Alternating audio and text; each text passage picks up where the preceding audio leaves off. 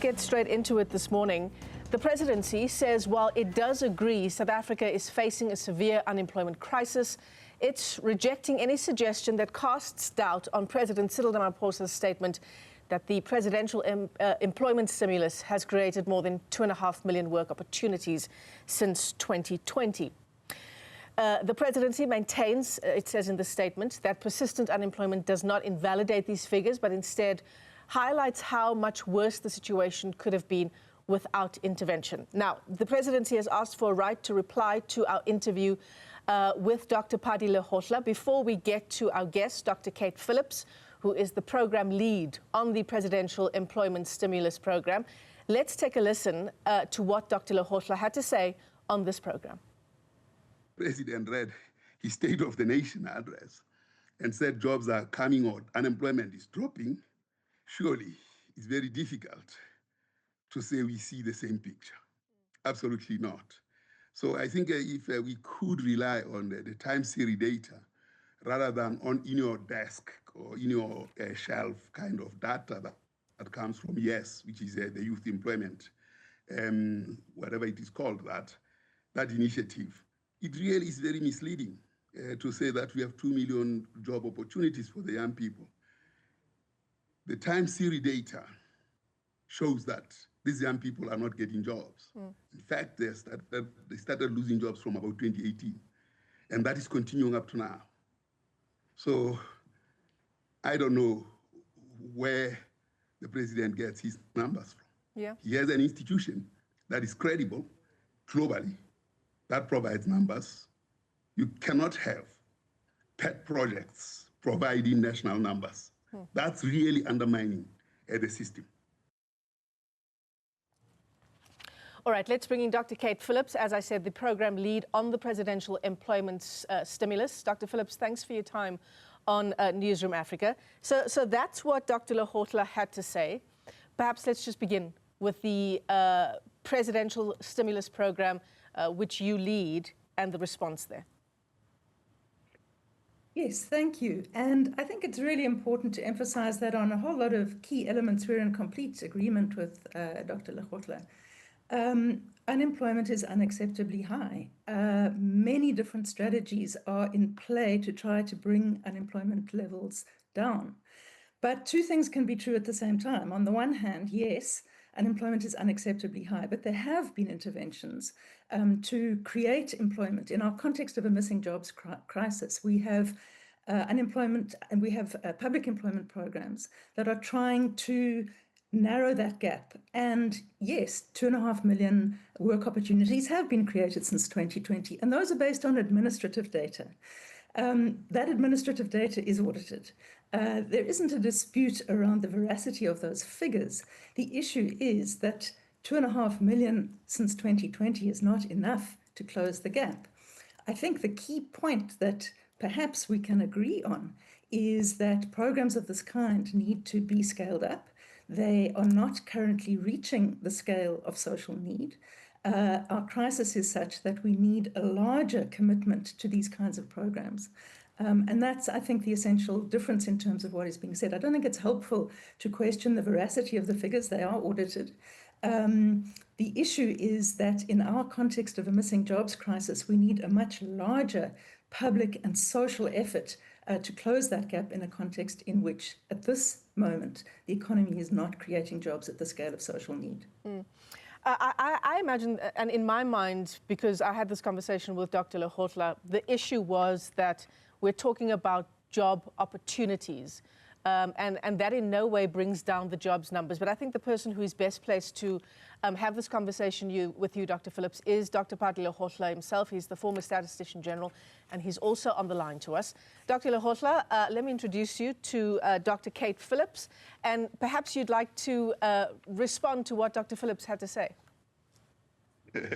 No, thank you very much. I think context is very important. And key moments in the nation are also very important. And over a period of 5 years, over a period of 4 years, repeatedly, this number has been 2 million, 2.5 million, whatever that number is. But if it were true in time series, it must show in the numbers. it must increase that number of 17 million by that 3.5 million. That's what I'm simply saying. To talk to it as though it is as a consequence of yes, it's misleading, because if yes was effective, then it must increase the number. Otherwise, graduate unemployment has taken 10%. 2.5 million is a big number, Biden. Of course, you are saying it's cumulative. But for the last 4 years, at least, I've known it to be 2 million, which means every year then there has been 2 million. So I'm afraid that public numbers, when they are not given context of the quarterly labor force survey, and they come in that way, we are suggesting that that number is additional to the quarterly labor force survey, yet it doesn't show that. So if it is a pet project that tries to experiment how we can scale up, fine. But to try and make it a national number, it's wrong. And, of course, and then now I need to show you something, because I really want to show what should allow me to share my screen, because I need to share the screen on this. Allow me to share my screen. Yes. I really want to share this screen. Dr. Lekgotla, Yes. You can go ahead and share your screen. If I may just ask, because I want this to be a two-way conversation between yourself and Dr. Kate Phillips, if you can keep it succinct. It's only two slides that I want to show. Okay, go ahead. And I'll share screen twice. Share. While that's happening, can I maybe come in? So, yes, you may. You may. Okay, so there's a logical flaw in Dr. Lekgotla's argument, because what it doesn't take into account is what the picture would have looked like without those work opportunities. You know, the counterfactual, he's presenting this data as if our jobs numbers would be a separate category and additional. No, they're part of the numbers. And what we have to consider is how much worse the situation would have been if there hadn't been public intervention. I also think it's important to say, yes, is a different program from the presidential employment stimulus. And actually, if you look at the data since 2020, they have gone up year by year, and we present this annually. Last year, the figure was 2.2 million. The year before, it was less than that. The figures have not been 2 million over 5 years. You know, we can demonstrate in SONA after SONA how those numbers have accumulated. Yeah. But I think the critical point here is to recognize that despite that public intervention, we are not closing the gap enough. I think what's also important is that in the interview, and it wasn't covered there, it was said that, you know, young people are not, what young people see are long jobs queues, and they're not seeing these jobs. That's not true.